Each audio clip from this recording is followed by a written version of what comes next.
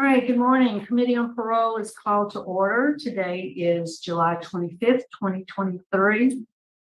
My name is Cheryl Renatza, serving as chairman of today's parole panel. My colleagues on the panel this morning are Mrs. Bonnie Jackson, Mr. Pete Freeman. The panel is seated at DOC headquarters in Baton Rouge. Would staff here introduce yourself for the record? And I am over. Thank you. Our first location is at Franklin Parish Detention Center. With the officer at Franklin, please introduce yourself for the record. My name is Master Sergeant Cameron Watkins. Thank you, Master Sergeant Watts. Did you say Watts? Watkins, W-A-T-K. All right, thank you. I apologize for that. And I think we have before us Mr. Collins. Good morning. Good morning. Mr. Collins, would you introduce yourself, tell us your name and your DOC number, please, sir? My name is Jerome Collins. My DOC number is 729807. 729807. Is that what you said? Okay. We're here for a revocation decision this morning. Do you have your revocation, parole revocation questionnaire? I see it. I have a copy here, and you did not sign it. It's dated. The witness has dated it. It's not dated by your signature. Can you put that up on the screen? Let's show it to you so you can refresh your memory. All right. You see that? Can you see that? Is that your signature at the bottom of that page? Yes, ma'am. Okay. Based on the information you provided during that questionnaire process, it would determine that you're not eligible for counsel. So for appointed counsel, are you ready to proceed this morning? Yes, ma'am. Okay, I'm going to read the allegations against you, after which you will need to enter a plea of guilty or not guilty, and then we'll have a discussion about your plea before we make it. Okay. You're accused of violating the conditions of your parole, specifically condition number 4, which says you committed the offenses of domestic abuse, battery, and disturbing the peace in Winsboro, and were arrested for those offenses on January 6, 2023. You were subsequently convicted of disturbing the peace on May 10, 2023, and you were sentenced to 30 days with credit for time served. The domestic abuse battery was not processed. The victim did not show for the trial. So how do you plead to violating condition number 4? Not guilty. Not guilty. Okay, we'll talk about that in a minute. Then condition number 10, you never made a payment for your supervision fees, and you are $884 in arrears. How do you plead? Guilty. Guilty. Okay, well, let's talk about number 4. What happened there? It was Situation. It was just misunderstanding, an argument, and it really wasn't true. Well, what happened? It was me and my mother was arguing, and they called the police on me saying that I had hit my mom at Walmart or something like that. And who called the police? A person at Walmart. So a person at Walmart saw something going on? Yes, ma'am. And the information I have says you threatened to kill your mother. Y'all were at Walmart? Yes, ma'am. And you claimed you had just got out of the hospital. You were going to Walmart to get your mental health meds? Yes, ma'am. You have a mental health diagnosis? I had a heart rate, and they had put me on like depression medicine and stuff. I'm sorry, I didn't understand what you said. I had a heart rate, and I had to go to a mental facility or something like that, and they put me on depression medicine. That's all. What was the medicine? I really don't know. I took it for like 2 weeks. Was it pain medicine? Oh man, it was like a depression medicine. Okay. All right.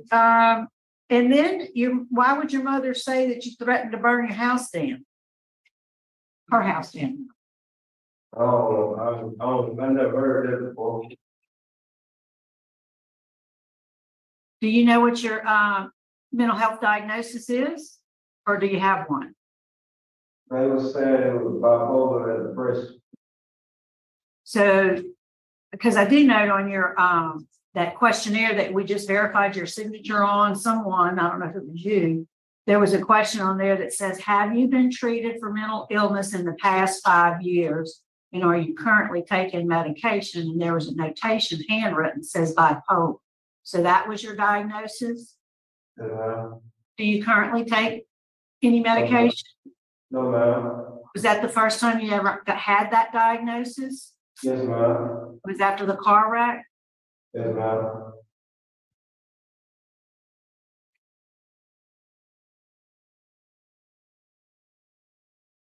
Why were you arguing with your mom? Really was, I really was just going through some stuff out of my car wreck.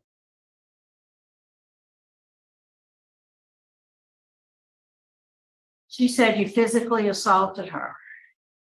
There were visible scratches on her face, in her hand and her arm. So did you do that to your mom? No, ma'am.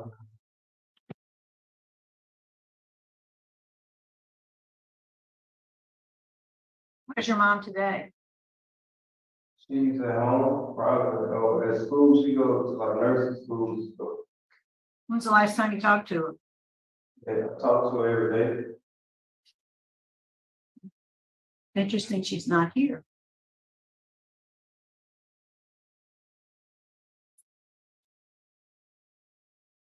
How long you been in jail?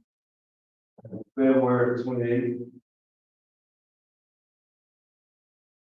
About 5 months, almost 5 months. Yes, ma'am.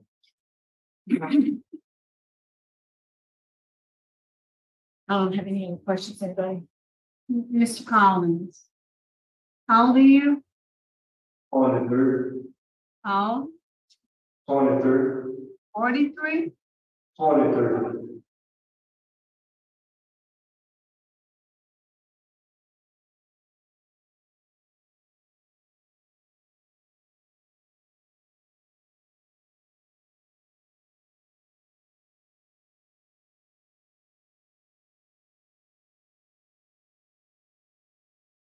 On the way to Walmart, Mr. Collins, what did you do in the car?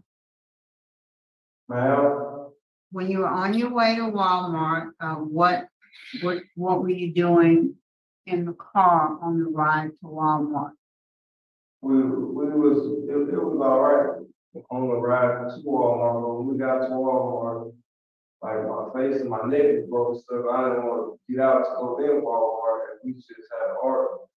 Well, Miss Collins, you can say that, but that doesn't necessarily make it true, and it doesn't help if you're not going to be honest with this board. Your mom said that you started screaming, yelling, kicking the dashboard, kept saying he was going to slap the SHIT out of me. He was fighting me at the red light. He was trying to throw my phone out the window on the way to Walmart. He said he was going to burn my house down and mess me up. Just watch and see. And when we pulled into Walmart, he started screaming and kicking my dash and yelling.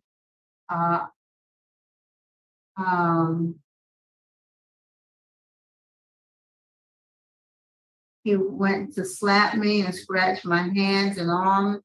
After about 30 minutes of fighting, he told me to pull around to the lawn and garden. He got out to go get mad, and she texted someone to come and help her. Now, Mr. Collins, you're an adult, whether you're, I don't know how old you are, because I can't really hear what you're saying, but you're an adult.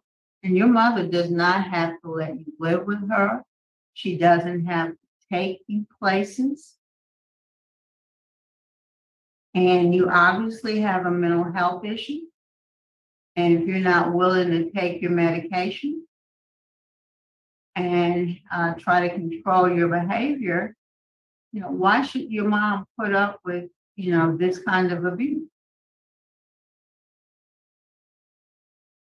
We saw pictures. We saw the gouges on her arm and her face. We saw the pictures.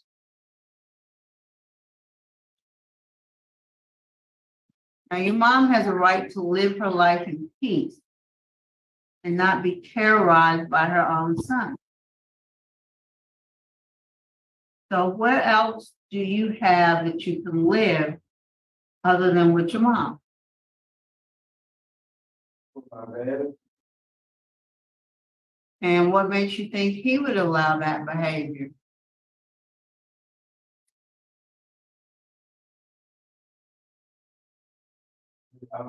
it's not, I really don't do, I really don't act like this.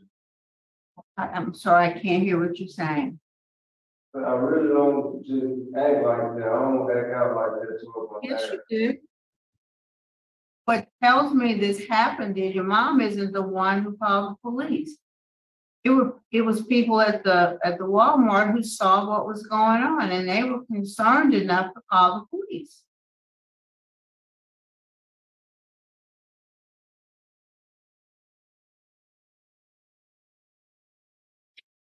And it seems to me that the only time your mom can get any peace is if you're in jail. So why should we let you out if you won't acknowledge your behavior? You won't acknowledge that you need to get some help for yourself, and you're not willing to get help. Why should we let you out to go back and terrorize your mom again? I really would give them, I just never knew that I did have a problem like that. You say that I'm having such a hard time with the audio in that room. I really would get some help like that. Me and my mom would talk about it. Well, but you don't do it. That's why you act out the way you do.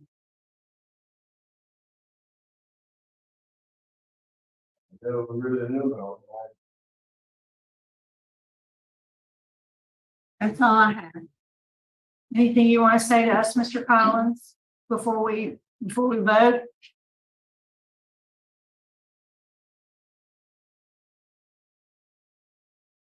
No? No, Okay. All right, Mr. Collins, I'm concerned about you. You know, I don't think you're not taking any responsibility for the way you were treating your mom. That didn't happen. That wasn't just that first time, I don't believe. It was an ongoing situation. And I do believe you have some mental health issues that need to be addressed. I find that you did violate the conditions of your parole, condition number 4 and condition number 10. My vote today is to revoke the parole with the recommendation that you be seen by mental health. Mrs. Jackson? Ms. Collins, my vote is the same. I find you guilty of the violations, and I vote to revoke your parole. Mr. Freeman? I concur with my colleagues and vote to revoke parole. All right, Mr. Collins, your parole's been revoked today. Take advantage of any opportunities that they give you. Good luck to you, sir. Concludes our business at your facility, I believe, today. Thanks for accommodating us.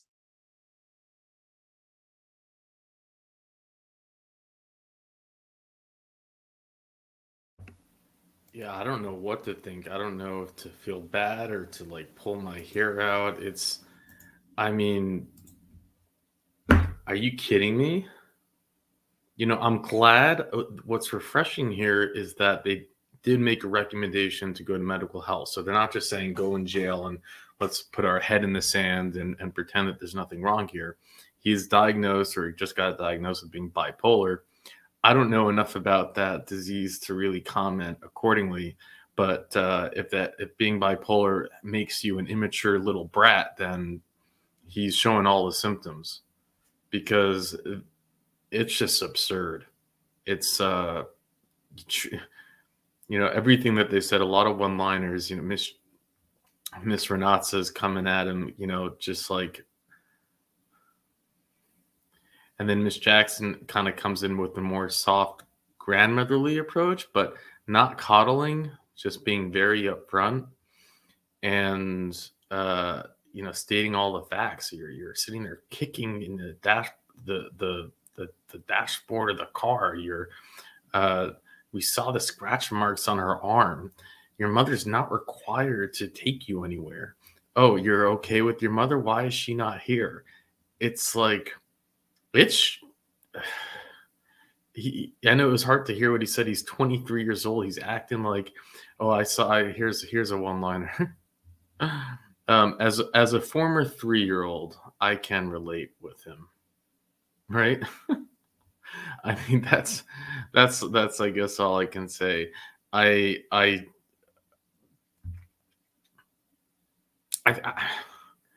mean,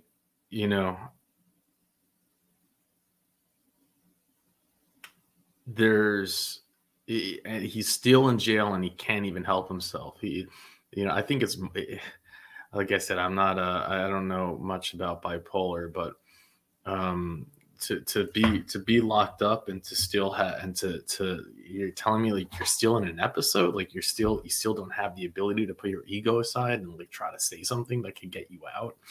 It's just, please, if you understand this, if you experience personally with bipolar, whether it's yourself or friends, is this something that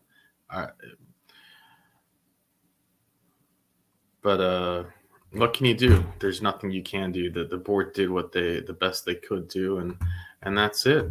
And with that, I'll let you go.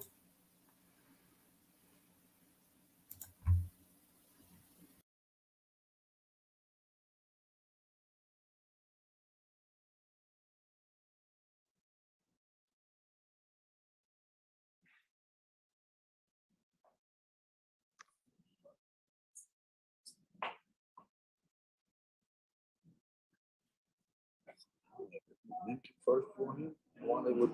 Well, they'll take whoever. Yeah. Yeah, if hands on it, let's do you first, and you can do the Cooper.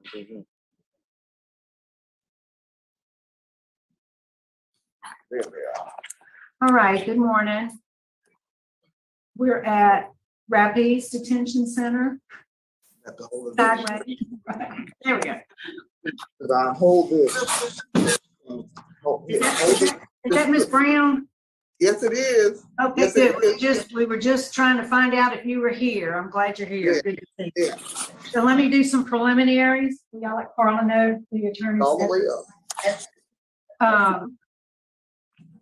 Committee on Parole, we are reconvening at Rapides Detention Center number 3. Today is July 25th, 2023. It's 8:37 a.m. Would the staff there, the officer at Rapides, introduce yourself for the record, please? Is staff member there? Yeah. Yes, Assistant Warden Chris Weingart.